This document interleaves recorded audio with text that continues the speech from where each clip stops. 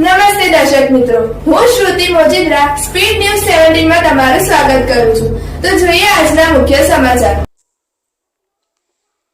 સુરતના ડિંડોલી વિસ્તારની ઘટના.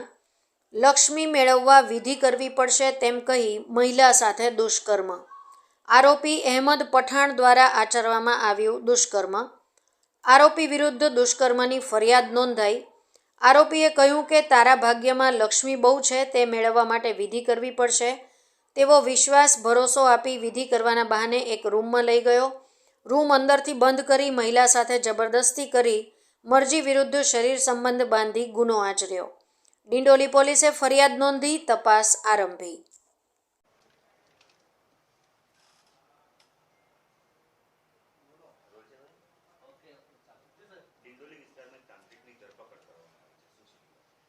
ડિંડોલી પોલીસ સ્ટેશનમાં એક બેને આવીને ફરિયાદ નોંધાવી હતી કે એમની સાથે એક વ્યક્તિએ પોતે તાંત્રિક હોવાનું એમ જણાવી અને એમની સાથે દુષ્કર્મ કર્યું છે. આ બાબતે વધુ પૂછતાછમાં પોલીસને જાણવા મળેલ કે એ બેન પોતાની પડોશીને ત્યાં ગયા હતા અને એમણે કીધું હતું કે એમના પતિનો જે ધંધો છે સરખી રીતના ચાલતો નથી, તેથી એ ધંધામાં પ્રગતિ થાય એ માટે કંઈક મદદ કરવા માટે જણાવ્યું હતું.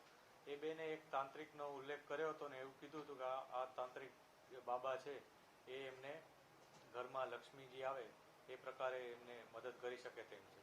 આ વસ્તુના વાતમાં આવી જઈ આ બેને એ તાંત્રિકનો સંપર્ક કર્યો હતો અને તાંત્રિકે એમને અલગ એક રૂમમાં બોલાવ્યા હતા અને એવું જણાવ્યું હતું કે જો એ બેન સાથે મતલબ આ બંધ રૂમમાં જ આ વિધિ કરવાની છે અને આ વિધિ કર્યા બાદ એમના હાથમાં જે લક્ષ્મી છે એ ખૂબ જ વધી જશે અને એમના ઘરે લક્ષ્મીના દ્વાર ખુલી જશે.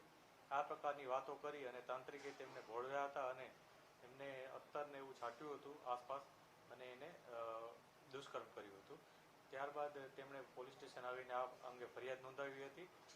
પોલીસે ખૂબ જ ટૂંકા ગાળામાં આરોપીની ધરપકડ કરેલ છે.